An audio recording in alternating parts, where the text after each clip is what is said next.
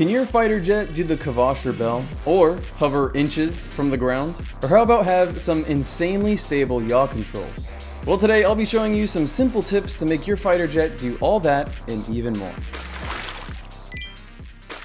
As much as I'd love to use this Su-34, I think it would be easier to have more of a beginner jet layout. So here is a F5. For tip number 1, I have the Gyro Glitch. You've probably heard of this one. If you crank a gyro up to 10 and take off all of its controls, you can see that your aircraft now has less swing, less wobble, and overall more stability, which is extremely helpful when trying to line up your shot in a dogfight. If you put a gyro in the pitch axis, it makes its pitch more stable. If you put the gyro in the roll axis, it makes the roll more stable. And of course, if you put it in the yaw axis, it makes your yaw more stable. If your jet is having a hard time with roll, pitch, or yaw, add additional gyros that are actually keybinded, because sometimes the flaps just aren't strong enough.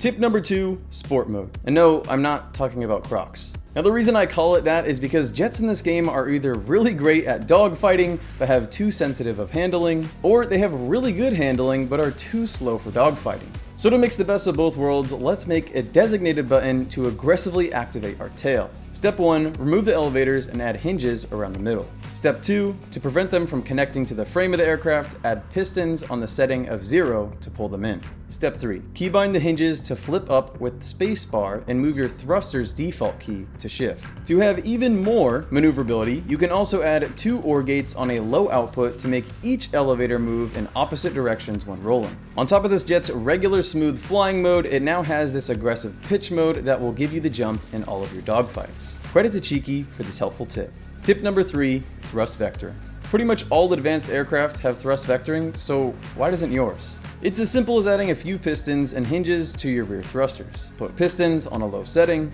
keybind the hinges to match your tail and yaw controls, and boom, look at how cool that looks. Tip number 4 is pretty much one everybody knows about, but I guess this one's for the noobs. Piston glitching. Piston glitching is exactly what it sounds like. You can glitch specific parts like the seat I have here, or thrusters, and even guns inside your aircraft. To do that, first remove a section from your jet, and now add your guns or thrusters, whatever you want to add. I'm going to add guns. And boom, there you go. Now it's done. Warning, warning, this is a warning. Just to let you know, this can go one of 2 ways. It works great, your jet goes faster now, it has guns, or it starts having, a seizure.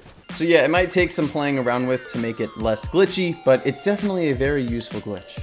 Tip number 5, another very common but extremely useful glitch, the zero drag glitch. If you click on aerodynamics for your aircraft, you could see all of the blocks that are slowing you down. But instead of adding weight by adding more blocks to make your aircraft more aerodynamic, let's add detachable blocks with aerodynamic pieces connected to the front of them. Now you can see everything is in the green, which means more speed.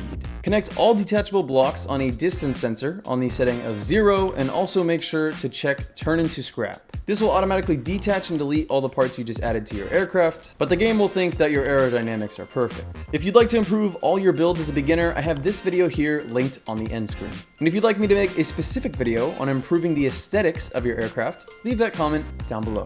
Bye!